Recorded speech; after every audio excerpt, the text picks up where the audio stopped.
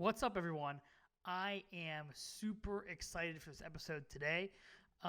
Just because we get to recap some really freaking crazy games that have been played over the last week. And I'm holding my brand new, just got in the mail. I don't know if you can hear that.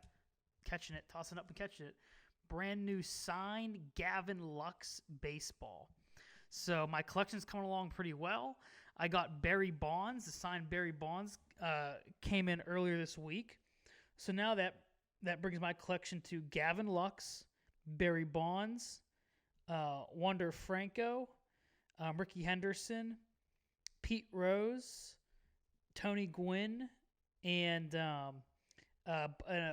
baseball I got when I was a kid is signed by like the 90s Pirates. You can see Ricardo Rincon's name on there. I believe Chris Peters is there too. So just sweet. Just really excited to have it overall. So I'm just tossing this around here in my hand, Gavin Lux. But anyway, so the collection's coming along great for those of you who have wondered. So we have a couple crazy games. So if you remember last video we left, we were down 3 games. You look over on the left-hand side. We were down 3 games to, I think it was the Brewers, for first place in the NL Central. Well, we played a couple weeks, and I should have recorded these videos because they were wild games. But I was having a good time one night, and I just went after it. So I apologize for that, but we'll recap them. So we're now a game and a half up on the Cardinals. Again, the Cardinals. If you look at the division graph, they're making their run again. So we're going to get to that in a different video about what we're going to do to combat that. But in the meantime, let's recap some of the wildness that's gone on right before the trade deadline here. So we're going to go to schedule.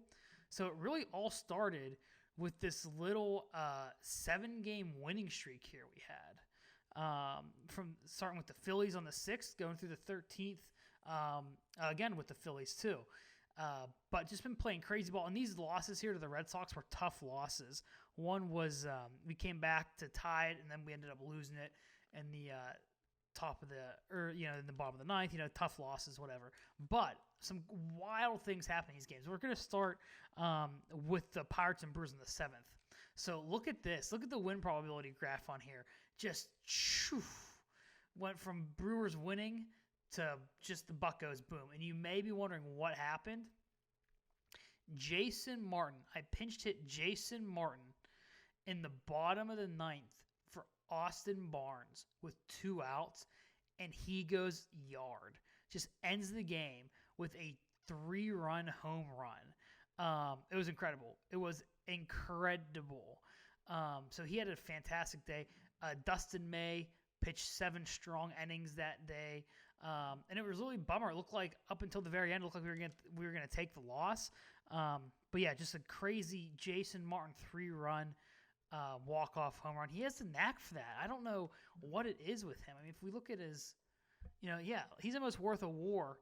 He's almost worth 1 win above replacement in 61 plate appearances. What does that tell you? The guy makes the absolute most out of every time he gets up to the plate. His OPS over 1,000. OPS plus 176. That is a beyond elite level. So every time he gets to the dish, he is making it count. So that helped us crawl closer to the division lead there. You can see we're a couple games back at that point. So we're going to go. So we get that crazy one on the 7th. Now we're going to go to the 8th. What happens here? Jason Martin again with a go-ahead home run. I believe it was in the, let's see, it'll tell us down here. Home runs in the 7th inning, just goes deep. 1 hit for the game. Again, Brady Singer gets the W after a strong 7 Ks, 2 earned run performance. That should get you the win most times right there. And we spoiled a decent outing by Brandon Woodruff. Not a great one, but a decent one. And then Brady Singer got player of the game. But again,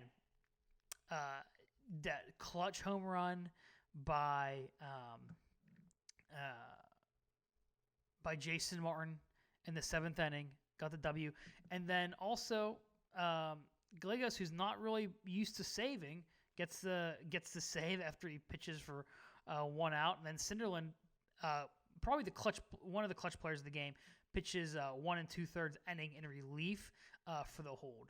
So that's a wild game. So taking 2 out of 3 from the Brewers in crazy games. Now what's the season or the series finale gonna be? Well, Cole Tucker contributes with an inside the park home run in the 7th inning.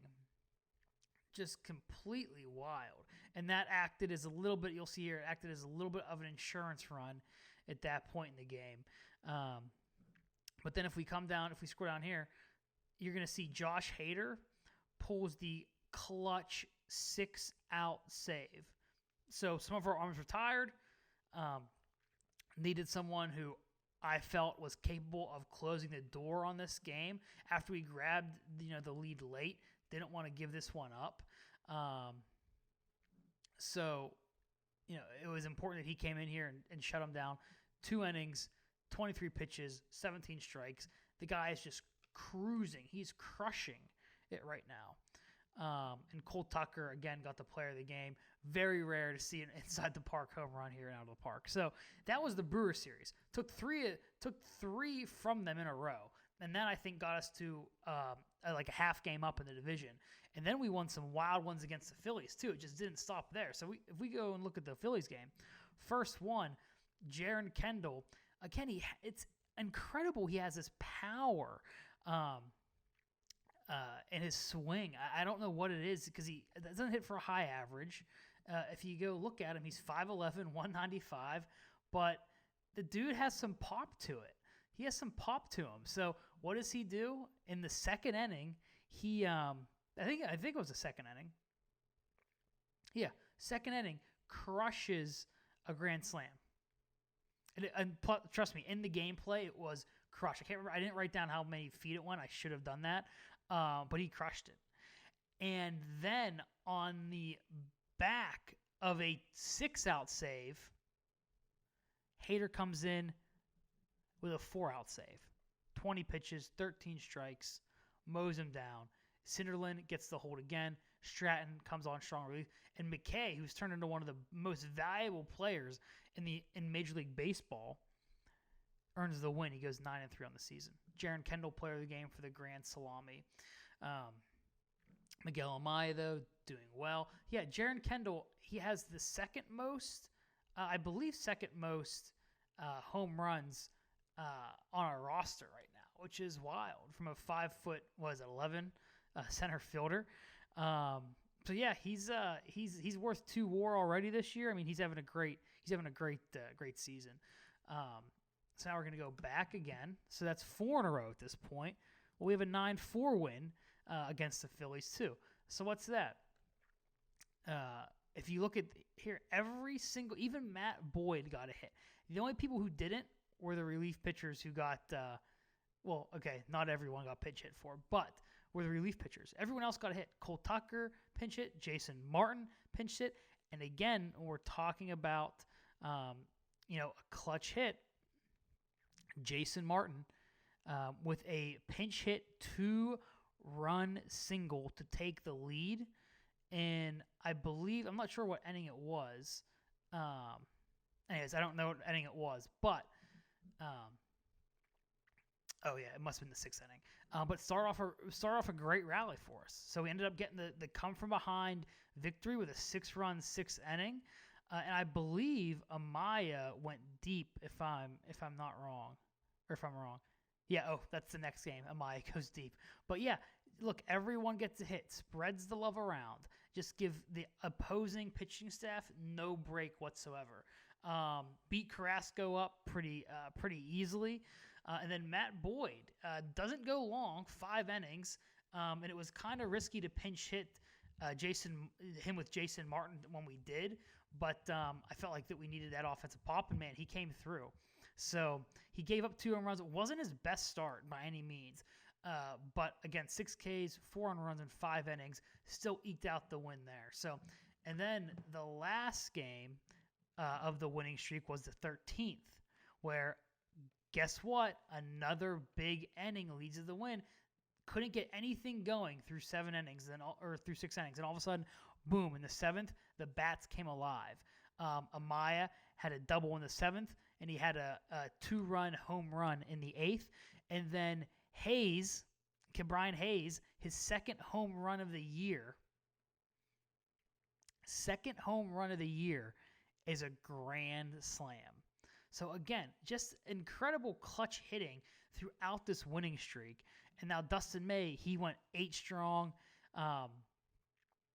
10 Ks, 1 earned. I remember playing this. I thought we might have blown. We're getting on the verge of blowing it. I actually had to warm people up because Wyman, he could see, like, he walked 2, gave him an earned run. I just thought, oh geez, here we go.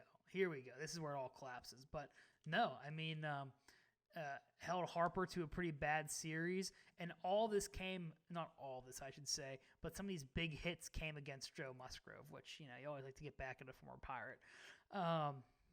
Again, Dustin May gets the win of that game. So just a crazy 2 series, and I'm so sorry for not videotaping or recording those, but it was just wild. Win after win after win after win, and some tough losses in Boston, but what can you do there? But all said and done, we find ourselves, after this whirlwind of 2 weeks, find ourselves atop the NL Central again. This is becoming a very common refrain for us, by a game and a half. And if you remember in previous videos, we were talking about how the Brewers, they're eventually going to regress back to the mean, and that's exactly what they're doing now. So if we look at the standings, and of course we always look at the expanded standings, our run differential, again, we are catching up to the Braves. We're above the Phillies. I mean, we just swept them. The Cardinals, of course, look at their plus 17. And then our Pythagorean differential here means that we are losing, or we've lost 3 more games than expected so far this year, which means we'll turn around. I mean, we have room to progress, and so do the Cardinals by a game. And again, the Brewers are winning 5 more games than they're supposed to, with a negative 51 run differential. Would not be surprised if they actually finish 4th. Or even last in the division. Probably just 4th, though. But yeah, the Brewers are starting to fall from grace, and everyone's starting to regress to what they were supposed to do at the beginning of the season. So again, we got to hold off the pesky Cardinals per usual. Look, we're 6-10 in extra inning games. That actually bodes well for us. I think we may have the most extra inning games so far. We have by far the most extra inning games from any team in the MLB. That's fluky, number 1. And the fact that we're 6-10 is even flukier. So again, there's going to be some extra inning games that come up that we're going to win the rest of the way. And then the 1-run game, again, we're down by a game here, so there's room to grow there. So everything said and done, this could be the year, I think. Maybe not for a World Series. I mean, you look at the juggernaut Dodgers, plus 206 run differential. That's ridiculous, especially for halfway through the season. But if you look at, everyone else's run differential here, I mean, that's really a good sign of the team. If you have maybe I should explain this, but I think everyone watching this video kind of understands what run differential is. And if you have a good record but a bad run differential, that means you're getting fluky in a lot of games, or you're getting fluky wins. And over the course of time, you're going to lose more than you win because you're being outscored on a regular basis. A negative run differential means you're being outscored on a regular basis. Positive run differential means you're outscoring on a regular basis, which is a sign of a good team. So if you look at the run differential, there's no one really in the AL, Red Sox, Orioles, who we actually have a series coming up against, are the heavy hitters there, but not too crazy beyond us. The Dodgers, obviously, huge favorites just based on that.